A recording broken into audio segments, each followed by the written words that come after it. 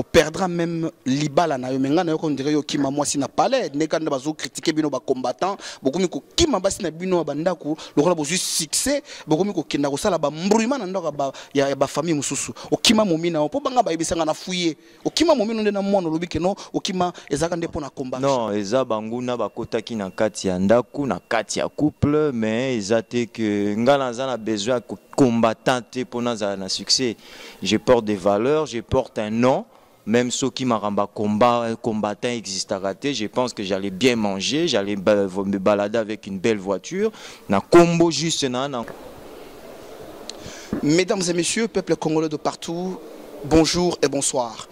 On s'est fait un peu rare sur les images, sur les nets. www.rpbijou.com, www.rpbijou1.com. On dirige toujours. Tout cela pour affermer le peuple congolais et le peuple africain en général. Avant de commencer ces tournages d'aujourd'hui, je vais d'abord souhaiter les condoléances le plus attristées à notre papa. Pourquoi je l'appelle papa? Pourquoi je l'appelle papa? Je répète, parce que c'est quelqu'un qui a fait connaître la couleur de notre drapeau pendant de nombreuses années. Ce papa vient de nous quitter, c'est papa Lei, papa Rochereau. Mes condoléances à toute la famille Lei, Taboulei, et en particulier par mon confrère, de la part de votre confrère, de ton confrère, Marc Tabou. Vraiment, courage, courage. Biso batuto tikali na mabele oyo tosali ko tambola. Trop de problèmes, trop d'embrouilles. Alors, fidèles internautes, je reviens à notre émission d'aujourd'hui, au tournage d'aujourd'hui. De passage, nous sommes aujourd'hui à Châtelet. Binomoro Boyebi. Bientôt, c'est les fêtes de Noël. Hein? Tozo Luka Luka. Moi, hein, on dit qu'elle est petit, moi, gâteau banini. Alors, il s'est fait qu'aujourd'hui, de passage, nous nous sommes rencontrés avec le mien, mes frères, les Congolais que j'aime, les Congolais de partout. Je me suis rencontré par hasard avec Mwanda Waku, qu'on appelle ces derniers temps l'homme de l'histoire, l'homme de 1900. Et à ma droite, moi, je l'appelle personnellement l'héritier du trône, Richard Lumumba, que vous connaissez. Rapidement, Banakin, Tosolana moi, Masolo, na munoko ya bankoko balobi représentant légal to kutana kala to kutana rapidement to beta masolo mboka ngalobi oh mais Richard na ndenge kaka boye kaka bino il faut to solo là ngape na lobi problème ezate comme nous sommes toujours prêts pour informer le peuple congolais. Richard na robeta bino kati kati bongo to solo là. Alors l'émission d'aujourd'hui je l'ai intitulée les CV des combattants. Les CV des combattants. Richard Lumumba, bonsoir. Bonsoir, très cher frère, les représentants légaux. Merci beaucoup Richard, bonsoir. Alors, Mwanda Waku qu'on appelle l'homme de 1900, bonsoir. Bonsoir, représentant légal Bijou. Elie Amapendo, l'homme de Bibouele. Hein? Il y a beaucoup là, Mercedes, Twingo, hein? L'homme de Bibouele, le grand berger. Biloko Pamba, Salomon Loba, vanité de vanité, Otika na mabele. Alors Richard Lumumba, ngana koe la yonano, parce que l'élo c'est vrai, je veux remercier moi quelque part le bon Dieu. Opesi biso occasion, peut souffler des filles to kutana poto solo la, masolo ya mboka, to kangami, to solo la masolo mboka. Richard, ma première des questions, Richard Lumumba, est-ce que Zakaka neti kaka to vivant n'époque ya Mobutu komona moi mutu moko boya utik bado, lokola bi kino Mobutu aza mutu a secteur na kindepe na kin onga zemanga onga boye. Est-ce que yo vraiment Richard Lumumba kaya kombo ba peso bien vraiment Richard Lumumba neti kaka hein l'héritier du trône ou bien au kiti pendoza mokitani ya famille Richard bazali koyoka yo Richard Lumumba. Oui, Mbuta, merci na question ana pour eza ba question ya ka tout le temps bato ba mitunaka mais makila wana yango pende zotambola na nzoto. Je pense que la réponse est claire.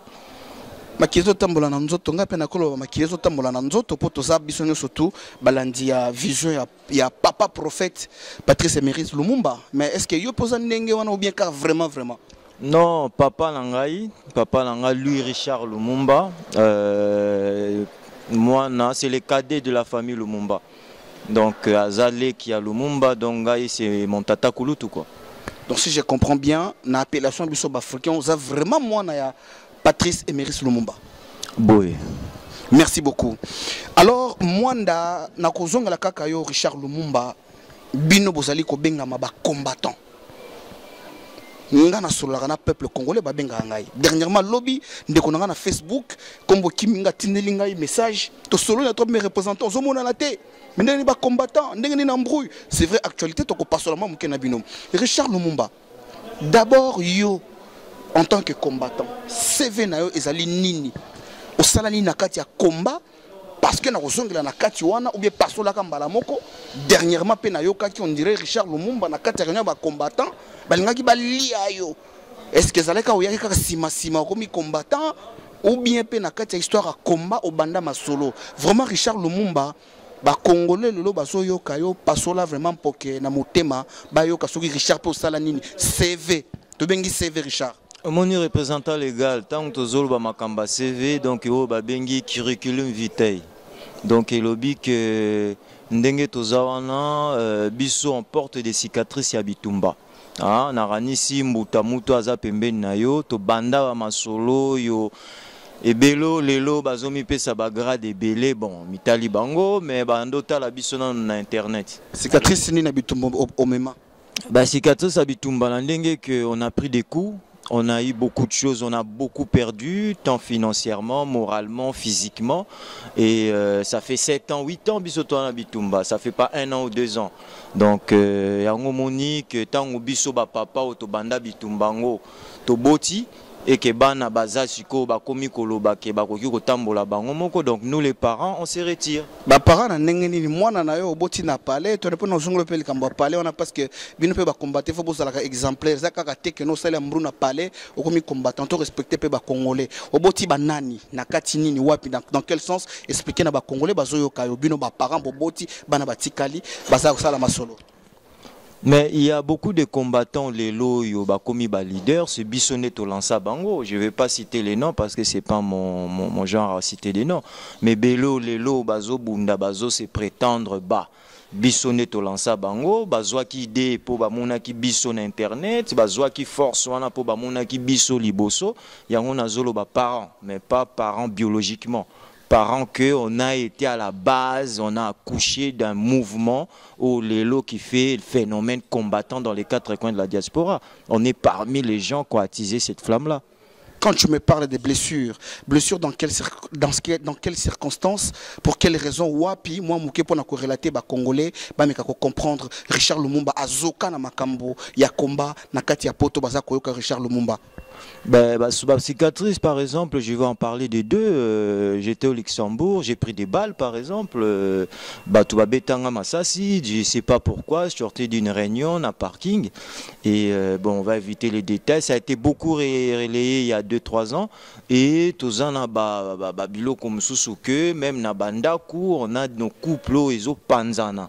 Pour Namakamba Congo, moi si, moi na, aujourd'hui on ne sait pas quelle position, parce que Tomi Pesaki Mingi Namakamba Mboka, donc que les gens beaucoup ignorent, que Bisso Tozo soit vraiment coup frontalement, que bateau Bazo Sala, par exemple, les distractions.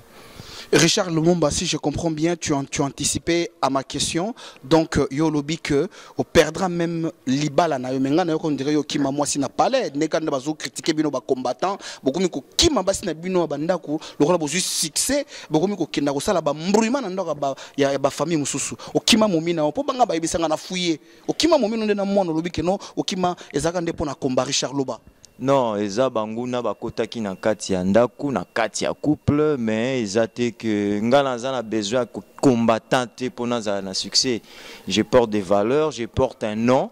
Même ceux qui m'ont combattant existera, je pense que j'allais bien manger, j'allais me balader avec une belle voiture.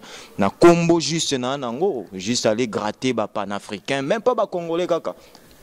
Pan-africain, je peux aller bien les gratter et trouver ma vie, mais je ne le fais pas. Donc, ce n'est pas le combat, succès, non. C'est que les Congolais, les Congolais, stable. Ce qui est na famille, c'est que les Congolais, donc c'était ça en fait. D'accord, merci Richard Lumumba. Mesdames et messieurs, vous allez continuer l'émission Nabiso. Nous sommes à Châtelet. Je pense que vous allez nous voir, vous allez remarquer que tellement que l'émission on tourne on embalakata l'amour de la patrie to lobby que non, nato sakaka peuple, nous continuons notre mission.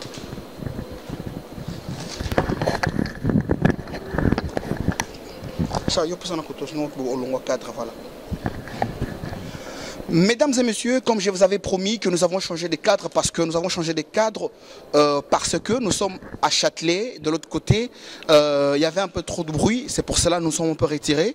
Pour notre son, ils allaient un peu bien, afin que nos fidèles internautes et que des téléspectateurs à Kinshasa sur 2As TV puissent bien nous suivre dans cette émission d'aujourd'hui. Alors, moi, dans l'émission, que CV à combattant, CV à combattant parce que et loko ba congolais ba remarqué et comme kaka mutu soka chez moi caméra na le couleur ordinateur na ye ou bien ba filmer na téléphone arumine ko finga kaka arumine ko loba kaka boy boyo mwanda sikoyo en plus ta ko beto pe moi katimuke mwanda combattant mais dernièrement mwanda ba mvuluzi ba récupérer que na marche ya ndeko na ngai kulutu ba dive ba combattant ba lié yo mwanda na kati ya combat mwanda apport nini CV. Merci à Liboso, la famille congolaise. Message de Zalango ya Mawa. Il y a papa Nabiso Taboula Ndenge Mukile Ningane. Papa Nabiso Taboula Rochero Pascal. Papa ya Marc Tabou. Papa ya artiste Belé Oye. Makila Wana. Bolanda Siko Penda Histoire. Taboula musicien. Youssouf Mwana Nae musicien. Nous moni papa Richard Lumumba ba descendant ya Lumumba nepe mwanda li descendant ya mwanda Vital boluka histoire à Congo. Expliquez biso mwanda Vital a été qui rapidement mwanda ba congolais bazolanda yo. Azaki maître penseur ya Joseph Kasavu puis pire petit nae na cadre politique pour bunda pour l'indépendance, l'homme qui a fait que le 4 janvier 1959 en indépendance que Mindele bozo bendana. Donc la demande de l'indépendance a été déposée par la BACO par les biais des Mwanda Vital. Grand guerrier à combat, au Babunda, on a table ronde. À quel moment c'est papa Kassavou na table ronde, na 6 ya table ronde. À ça là maman la masolo, hein? Politique à Congo, bolo ba vérité, histoire eza bongo. Papa Pascal Taboulay, ayemba ginzembo modo zo kanisa papa na biso avec le respect que je lui dois. Alobaki Congo, Mbokango Mokengeli, Mbokango Léopard. Congo, Mbokango Mokengeli, les léopards. Donc, doza baba Kengeli. Donc, toi, doza baba combattant, tu vas combattre au fingati.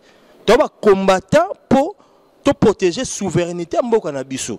Toi, doza baba 8 millions de morts. Il y a des mésententes politiques. Tu sais pas là, Néonabiso, Bayanabiso, n'entend pas comment mi balé. Maître Matoné Israël, ban à Londres. Vie ikala songia nzila ikala songia nzila wana bana Londres baza banani apport nini baza nango na kati ya komba mwanda bango nde bakolo Congo bakolo komba na idéologie mvuluzi papa Simon Gimbangu o bapesaki nga mwanda personnellement posa na 2004 nazaki sans papier natina ki en Angleterre makolo wana va na 78 na Garjanville na foyer social ba masalanga ba yebi ba no wa dia banza. Ba privé mairie de Abanza Wazulu bala Londres ba bimboke ezokende to bunda na bokoko idéologie fumu Kimbangu ngai tanke congolais kimbangiste na ba profession to yebi pona mboka na biso to telemaki masananga na Yannick na Château Rouge nazo soma ba DVD ngando soma ba DVD falite ya werate ya papa wembate ya falite ya JBT nazo soma ba DVD ya histoire ya Congo masananga Yannick Château Rouge Yannick Kasanda ya Nzambe yo yebi mwanda nakata olilobate kasi nalingi expliquer lelo mwanda na ba congolais parce que to komi mikolo na système ya combattant CV mwanda rapidement to umelatie to kuta ntona kata Châtelet tozo umelatie yo expliquer ngana no mwanda yo ba combattant ba récupérer ba lié yo donc c'est quelque part que noka combattant nini yo sala nini o apporter na kati ya combat et puis par après na kozongela bino bozo kende wapi mwanda bazo ko rapidement o sala nini na kati ya combat mwanda Montaya la idéologie à Ingeta, ainsi soit-il en français, à qui à papa Simon Gimbangu, tout le monde a dit Barack Obama, Abima qui présent aux États-Unis, papa Simon Gimbangu a la prophétie nae, et les cas même na antenne Anna qui ça image à 2008, 2004 moi na bandi combat ya éveil, ndenge ba na Londres ba pesa ki posa, ba pesa goût et continue à Panama. toye na idéologie ya maloba ya papa Simon Kimbangu ya alaki afinga raté bana mvuluzi bana ngeta bafinga raté banyata na raté babunda na raté mais to moni bino bana mvuluzi awa na komba bokomi ko bunda mwanda papa na ali na association ya mutute na combattant ya mutute ba association eza ebele mingi ebotami pa na biso mingi to pesi gu ba RCK biso to pesa gu ndenge nini yozalaka tozoya RCK ozalaka mwanda Salina Babe RCK tango botama ba utina ba wenge muzika ya masolo lokola ba vie Lancy Coco ba Nicole ba Yuyu Mutumosi ba Lancy Coco bazaki na mouvement na bango Union du Congo to bana kala ba 2006 ba 2007 vie Lancy Coco yo ebi hein donc ingeta tant de moni professeur kokisami ya papa Simon Kimbangu Barack Obama akomi président des États-Unis to lobi na Congo doze la changement au papa Simon Kimbangu alobela biso royaume ya Congo etelema po biso do bundana Kabila te po za président biso do la makambo ya royaume ya Congo le retour du grand roi. Vous comprenez l'idéologie papa na ngai ya mwana mwanda finga Kabila jamais po ya na kulwa mususu biso na kulwa mususu ya moni ba Richard Lumumba ba descendant ba mfumu hein botaka ba idéologie to une idéologie ya ingeta ça ainsi soit-il ve Yves Kamala mema idéologie na kini na télévision. Moi, dans la 2008, marche au de Salaka, de Château Rouge à la place République, au Bouérayaka, Bengana na côté de comment côté ya Barbès. D'où, tu as une idéologie européenne, dans ça la photocopie, il y a professeur Papa Simon Kimbangu. Tout combattant à Paris na PSAE. Idéologie ingeta tu nango. Na 2010, landa papa CV. Na 2010, tu as une idéologie à Congo avec Ika. Petit Rismo, petit Ramsès, petit Blanchard, RCK, Bissom donné idéologie à Congo avec Ika, Pacheli, petit Blari, Sali Babin, na salle Moro Boyokuna na Saint-Denis, zaki salle en théâtre, on a été au amphithéâtre, pas commis, faut de ça l'idéologie, comme on Wenge, balanci Koko ngam na bango, côté m'soupe massa elo na bango, moi jalousie mais idéologie biso d'ailleurs on va biso Congo avec K, et on va unité, bomoko, to ebota Sali Babin. Comme nous savons, il y a un congolisme, idéologie, il y a un congolisme. Il y a un regroupement, il y a une association à Paris, il y a des jeunes. Mais il y a une tendance, il y a des ennemis, il y a des ennemis. Il y a des Congo avec K et ça, il y a un RCC, RCK. Si je comprends, il y a une idéologie, c'est le mot spirituel, RCK et que Mukilimo Bimba. Mais il y a une idéologie.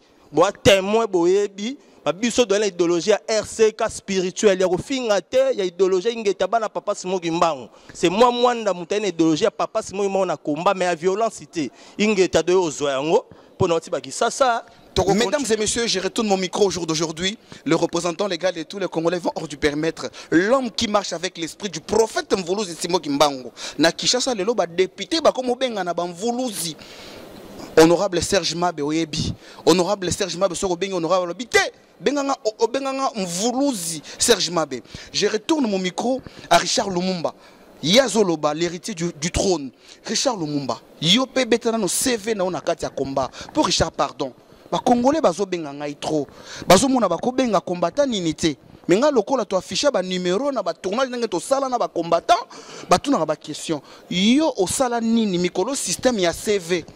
Ezaka kate au côté le lobby na masolo pour le baka français bien posa na ozala taka ba cravate ba nini tout bien pour ba musuto ko mona balakisa ba bilamba soni pour na ba congolais yo Richard Lumumba au sala nini congolais de partout boyo kai Richard Lumumba. Oui, ben, représentant légal, au moni, question CV Penza, monoyo kozwabiso na centre commercial. Donc, na sur Tokopé Samouké. Après deuxième partie, Toko vendre lango Penza pour nous développer. Mais au moins, il faut que bande kobaye baka parce que nous on a plus ce niveau là. Il y a un moni bomon arabiso lisusuté. Toza sous le niveau on a été à kosuka na ba Château Rouge des insultes sur Facebook. Au moins, même tout à l'heure, sur na lobé que toza ba parents. Ce n'est pas des parents biologiques. On est des parents parce que Batebelo, Zomona, Lelo, Nabitumba, na Paris, Belgique, Hollande, parce que nous avons Tambola, na Zouabiye, na Fouta, na Tambola, na 4 coins à Mukilipo, na Congo. Même tout à l'heure, au Tuning et Salinga Passi, pour l'Obama, pour Bongo, que na Sundola, moi, sina, non, moi, sina, Koki, rythme, nangati. Parce que Ngaï, c'est Congo d'abord. avant nyonso ya mokili d'abord Congo. Des fois appelle moi ça za la idéologie wana sinon ko simbate. Bref. Donc tango biso to banja wana poto na asir ebele babanda kotala biso na ba internet. Bazana kolala na ba concert ba JB ba wera o lelo ekomi benemi na bango. Ozomona ba vio nga zotanga losikoko Crescence Palouzi. Première manifestation Kabila dégage. Hein? C'est Union du Congo muta manifesta yango na koma romone belonga iboyo ngai Union du Congo parce que ceux qui toza penza ba to respect to mekaka ko reconnaître les deux vieux wana. Ça manque aux Congolais. Reconnaissance c'est athée. Congolais de novices baye lelo na combat ba komi benga ba général ba empereur ba maréchal parce que ceux qui ba mono yé ozana moto moko boye ba komi ko salir yo ba robengo kolabo et pourtant mbonge uta na Kinshasa boma bitumba ezate mutazwa mbongo na attends donc yon ndimi na kolabo te non quel collabo nana za collabo ngai yo eza frère na ngai to dernièrement babi nga ba lia yo babi Richard Lumumba collabo non mutanga lianga ezate eza incomplexé ezaki moko na bango na kati mutanga incité c'est incomplexé nga kuna kanisa bela ka mutu me babi singa